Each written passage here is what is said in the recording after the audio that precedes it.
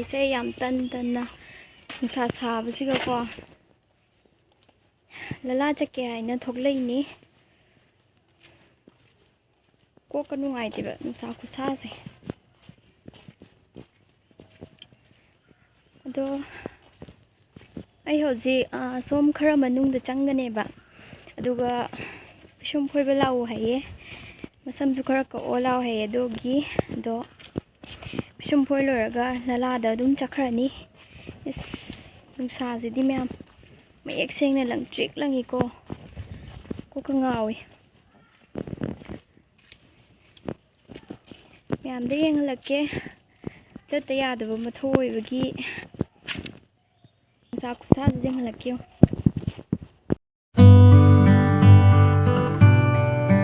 ꯅꯨꯡꯁꯥ ꯁꯥꯕꯁꯤꯒ ꯂꯧꯕꯨꯛꯅꯒ ꯐꯖꯕꯁꯤꯗꯤ ꯍꯥꯏꯅꯤꯡꯉꯥꯏ ꯂꯩꯇ꯭ꯔꯦ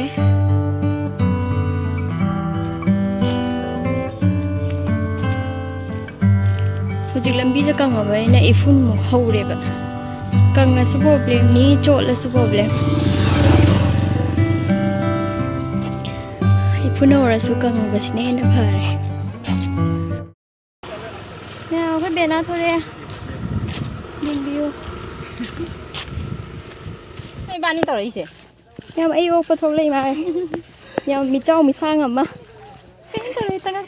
ꯌꯦꯡꯉꯨ ꯌꯥꯝ ꯂꯥꯛꯑꯣ ꯆꯪꯉꯁꯤ ꯂꯥꯛꯑꯣ ꯑꯥꯗ ꯆꯪꯉꯁꯤ ꯂꯥꯛꯑꯣ ꯂꯥꯛꯑꯣ ꯄꯄꯥ ꯒꯥꯔꯤ ꯕꯨ ꯂꯥꯛꯇꯣꯏꯕ ꯂꯥꯛꯑꯣ ꯄꯄꯥ ꯂꯩꯇꯦ ꯄꯄꯥ ꯃꯤꯌꯥꯡꯅ ꯐꯥꯖꯈꯤꯅꯤ ꯐꯤꯒꯝꯁꯨ ꯂꯩꯔꯦ ꯉꯁꯤ ꯗ꯭ꯔꯦꯁꯁꯤ ꯃꯥꯟꯅꯔꯛꯇ꯭ꯔꯦ ꯑꯗꯨꯝꯁꯨ ꯅꯪ ꯃꯤ ꯀꯩ ꯀꯧꯒꯦ ꯍꯥ ꯀꯅꯥ ꯑꯃꯅ ꯃꯤꯅꯣꯇꯥ ꯑꯃꯅ ꯃꯤꯅꯣꯇꯤ ꯀꯧꯏ ꯀꯔꯝꯕꯅ ꯃꯤꯅꯣꯇꯥꯅꯣ ꯈꯪꯗꯦ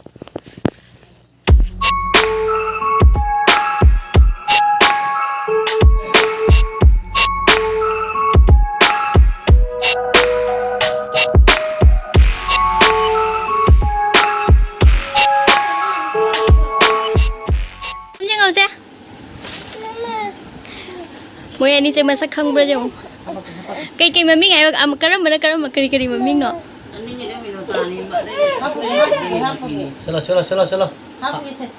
ꯃꯌꯥꯝ ꯑꯉꯥꯡ ꯑꯅꯤꯁꯤꯒꯤ ꯃꯇꯧꯁꯦ ꯅꯨꯡꯁꯤꯗ꯭ꯔꯥ ꯑꯗꯣ ꯃꯣꯏ ꯑꯅꯤꯁꯦ ꯇ꯭ꯋꯤꯟꯁꯅꯤ ꯑꯗꯣ ꯃꯣꯏ ꯑꯅꯤꯁꯤꯒꯤ ꯃꯇꯧꯁꯦ ꯑꯩꯗꯤ ꯅꯨꯡꯁꯤꯃꯟꯗꯅ ꯑꯗꯨꯝ ꯌꯦꯡꯉꯒ ꯂꯩꯔꯕꯅꯦꯕ ꯑꯃꯅ ꯅꯤꯡꯉꯥꯏ ꯇꯧꯔꯁꯨ ꯑꯃ ꯍꯦꯛꯇ ꯇꯧꯋꯦ ꯑꯗꯨꯒ ꯑꯃꯅ ꯀꯞꯄꯁꯨ ꯑꯃ ꯍꯦꯛꯇ ꯑꯗꯨꯝ ꯀꯞꯄꯦꯕ ꯑꯗꯣ ꯑꯅꯤꯁꯦ ꯎꯅꯗ꯭ꯔꯁꯨ ꯑꯃꯅ ꯑꯃ ꯄꯪꯊꯤꯗ ꯊꯤꯅꯩ ꯍꯥꯏꯌꯦ ꯃꯌꯥꯝ ꯂꯣꯏꯅ ꯊꯣꯛꯂꯛꯑꯦ ꯄꯤꯁꯨꯝꯁꯨ ꯀꯛꯄꯤꯔꯝꯃꯦ ꯍꯣꯏ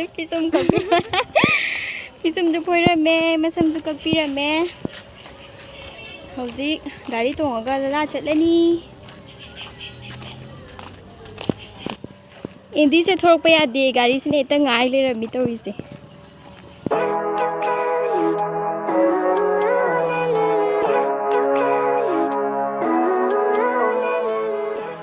ꯃꯥ ꯉꯥꯏꯕꯗ ꯁꯤꯔꯝꯗꯣꯔꯦ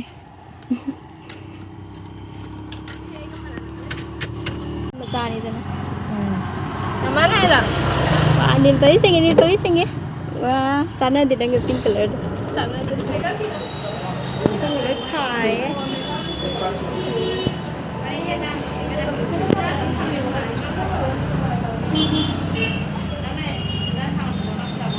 ꯁꯤꯗ ꯖꯦꯔꯣꯛꯁ ꯇꯧꯅꯔꯤ ꯋꯥꯔꯤ ꯅꯨꯡꯉꯥꯏꯅꯔꯤ ꯑꯗꯨꯏꯁꯤꯒꯅ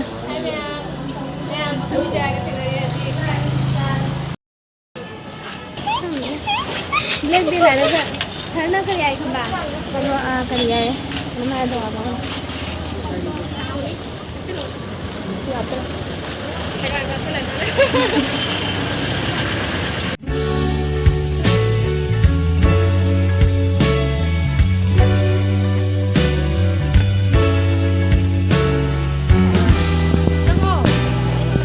ꯄꯥꯔꯂꯔ ꯆꯪꯗꯣꯔꯦ ꯄꯥꯔꯂꯔꯗꯒꯤ ꯄꯨꯖꯥꯒꯤ ꯁꯛꯀꯁꯦ ꯑꯣꯟꯊꯣꯛꯑꯒ ꯊꯣꯔꯛꯑꯒꯦ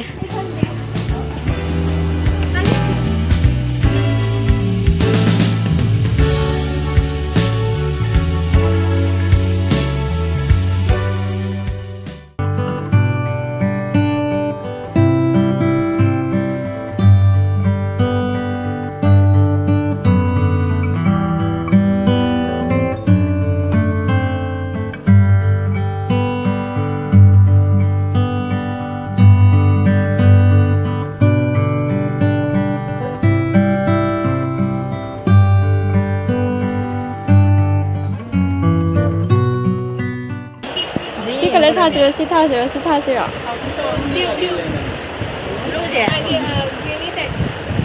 블루제 하이라이트 또 봐. 핑시 버전 거 시가지. 나 싶어 저 정도 신의 버전. 큰 것도 먹으면 잘 난다지. 기 이거 생각보다 좋은 미네 지금. 하이라 되지. 무서 수업 기다. 이러는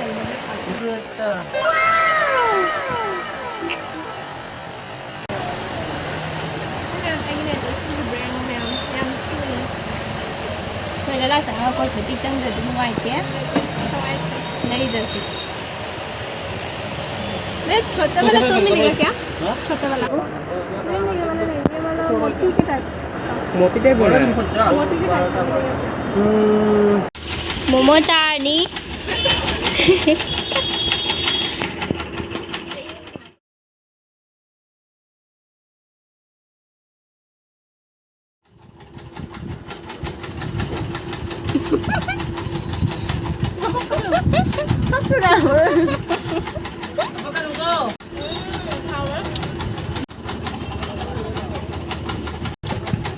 셀피라면 이제 비대면 셀피다. 맨날 좀 앱한 먹자. चलिए उधर भी जाना हम ले दे दो ये नाइस बाय हम जाए. लेके जाओ बा. थोड़ी हाँ?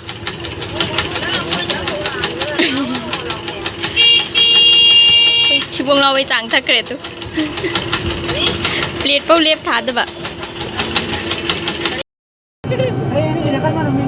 mẹ một cái hình nè hình đó ta đấy vậy là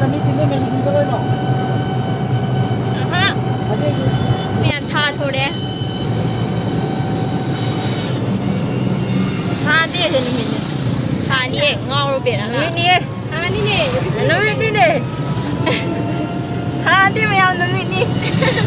em bé nó 승민이가 누구야? em bé nó Yeah, video sa side delusion jarage next video dong pangnarase. Thank you so much for watching. Bye bye.